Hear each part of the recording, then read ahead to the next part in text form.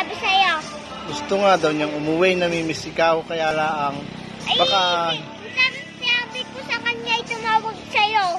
Sabi ko, itulungan magka-uwi. Ay baka nga pag nakadating dito, ay hindi na makapayagan makaalis. Ay, hindi na. Tsaka na, dito na nga yung may bubuti. Eh, paano makakaka yung... Paano siya na pag nagbuti, hindi siya nakakain ng karning kambing? Ay, Magkakatay kami ng... ay oo nga, malapit ang birthday ni nanay mo eh.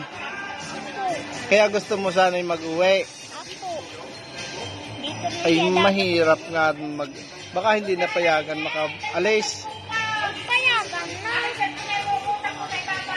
Sabi mo sa kapartan. Nagtanong nga sa akin si nanay eh kung paano mag-uwi. Sabi ko si tatay mo nang iwanan. Baka pagkasama silang dalawa hulihin si tatay. Di walang hindi na kami nagpapira pag wala ng quarantine.